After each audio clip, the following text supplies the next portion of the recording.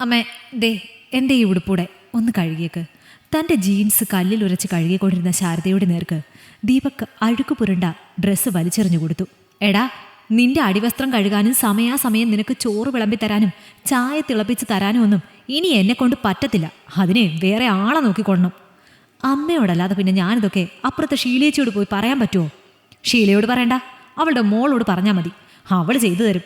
പക്ഷേ അവളെ നീ താലി കെട്ടി ഇങ്ങോട്ട് കൊണ്ടുവരണമെന്ന് മാത്രം. അമ്മേ, അതിനവർ ക്രിസ്ത്യാനികളല്ലേ, നമ്മുടെ കുടുംബക്കാരൊക്കെ സമ്മതിക്കോ? അതൊക്കെ ഞാൻ എങ്ങനെയെങ്കിലും സമ്മതിപ്പിച്ചോളാം. എങ്ങനെയെങ്കിലും നീ ഒരു പെണ്ണ് കെട്ടട്ടെ എന്ന് വിചാരിച്ചിട്ടാണ്. പഴയ പോലെയല്ല, എനിക്ക് പ്രായമായി വരുവാണ്. അമ്മേ, നടക്കുന്ന കാര്യം വല്ലതുണ്ടെങ്കിൽ പറയും. അമ്മയ്ക്ക് കഴിയുന്നത് വരെ എനിക്ക് ചോറ് വിളമ്പി തരികയും ചായ തിളപ്പിച്ച് തരികയും ചെയ്താൽ മതി. പറ്റാതാകുമ്പോൾ ഞാൻ വേറെ എന്തെങ്കിലും വഴി നോക്കിക്കൊള്ളാം. എന്നാലെങ്കിലും എന്നോട് ഇനി വിവാഹക്കാര്യം പറഞ്ഞ് വരരുത്. അനിഷ്ടത്തോടെ അത്രയും പറഞ്ഞ് മകൻ തിരിച്ചു പോയപ്പോൾ ശാരദ നെടുവീർപ്പിട്ടു. എൻ്റെ കാലശേഷം ഈ ചെറുക്കൻ്റെ കാര്യങ്ങളൊക്കെ ആര് നോക്കൂ ഈശ്വര? അവൻ്റെ ഇഷ്ടാനിഷ്ടങ്ങളൊക്കെ നോക്കിയും കണ്ടും ചെയ്യാൻ മറ്റുള്ളവർക്ക് ക്ഷമ കാണുമോ? ഏട്ടനും ഏട്ടത്തിയുമ്മയും അടങ്ങുന്നതായിരുന്നു ദീപകിൻ്റെ കുടുംബം. ഏട്ടൻ താലൂക്ക് ഓഫീസിലെ ഹെഡ് കളക്ടറും ദീപക് അസിസ്റ്റന്റ് വില്ലേജ് ഓഫീസറും ആയിരുന്നു. വയസ്സ് 30 കഴിഞ്ഞിട്ടും ദീപക് വിവാഹം കഴിക്കാത്തത് അമ്മ ശാരദയ്ക്ക് എന്നും ഒരു നോവായിരുന്നു. ദിവസങ്ങളും മാസങ്ങളും പിന്നെയും കടന്നുപോയി. തരം കിട്ടുമ്പോഴൊക്കെ ശാരദ മകനോട് വിവാഹക്കാര്യം ഓർമ്മിപ്പിച്ചുകൊണ്ടിരുന്നു. ഒടുവിൽ മകൻ്റെ കാര്യത്തിൽ ഒരു തീരുമാനമെടുക്കാൻ കഴിയാതെ ആ അമ്മ പരലോകത്തേക്ക് യാത്രയായി. അമ്മയുടെ വേർപാട് ഏട്ടനേക്കാളും ബാധിച്ചത് ദീപകിനെയായിരുന്നു. എല്ലാ സൗകര്യങ്ങളോടെയും ജീവിച്ച തൻ്റെ ജീവിതത്തിൽ പെട്ടെന്നൊരു ശൂന്യത വന്ന് നിറഞ്ഞ ഫീലായിരുന്നു അയാൾക്ക്. ജോലി കഴിഞ്ഞ് ഓഫീസിൽ നിന്ന് വരുമ്പോൾ കടുപ്പത്തിലൊരു ചായ എടുക്കമ്മേ എന്നിനി എങ്ങനെയാ പറയുന്നത്? അമ്മ, എൻ്റെ തലയൊന്ന് മസാജ് ചെയ്തേ എന്ന് പറഞ്ഞ് കിടക്കാൻ ഇനി മുതൽ ആ മടിത്തട്ടുമില്ല. മുറിയിലെ ആങ്കറിൽ കിടക്കുന്ന മുഷിഞ്ഞ വസ്ത്രങ്ങളും എടുത്ത് അലക്കുകല്ലിലേക്ക് നടക്കുമ്പോൾ അയാളുടെ കണ്ണുകൾ നിറഞ്ഞു. എത്ര നിർദ്ദയമായാണ് താൻ അമ്മയുടെ നേർക്ക് അഴുക്ക് ഷഡികൾ വലിച്ചെറിഞ്ഞതെന്ന് ഓർത്തപ്പോൾ അയാൾക്ക് മ്ലേച്ഛത തോന്നി.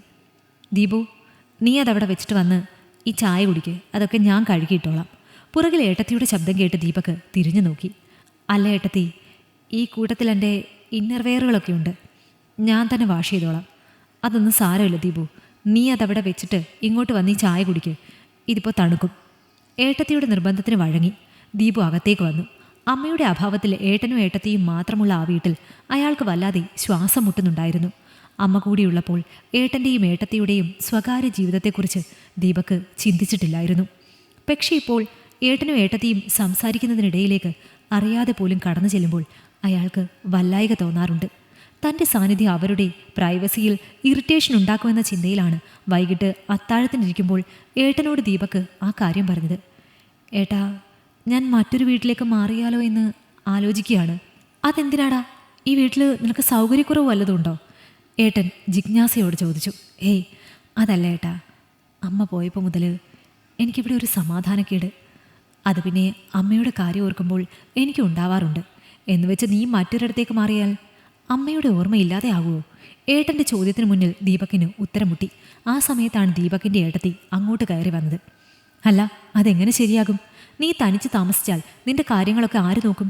നീ ജോലി കഴിഞ്ഞ് വരുമ്പോൾ നിനക്ക് കടുപ്പത്തിലൊരു ചായ വേണമെന്ന് എനിക്കറിയാം.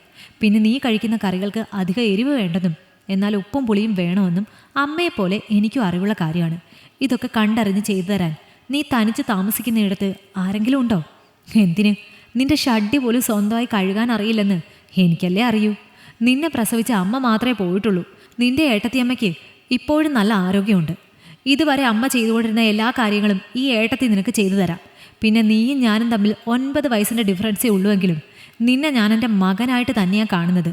നിനക്കെന്നെ അമ്മയായിട്ട് കാണാൻ ബുദ്ധിമുട്ടാണെങ്കിൽ നീ നിന്റെ ഇഷ്ടം പോലെ ചെയ്തോളൂ. വൈകാരികതയോടെ സംസാരിച്ചിട്ട് അകത്തേക്ക് പോയ ഏട്ടത്തിയമ്മയുടെ ആ സ്നേഹവാത്സല്യത്തിന് മുന്നിൽ ദീപക് പരാജിതനായിപ്പോയി. ഈ കഥ നിങ്ങൾക്കിഷ്ടമായെങ്കിൽ ലൈക്ക് ചെയ്യൂ. നിങ്ങളുടെ അഭിപ്രായങ്ങൾ കമന്റായി രേഖപ്പെടുത്തൂ. കൂടുതൽ കഥകൾ കേൾക്കാൻ ഈ ചാനൽ സബ്സ്ക്രൈബ് ചെയ്യൂ.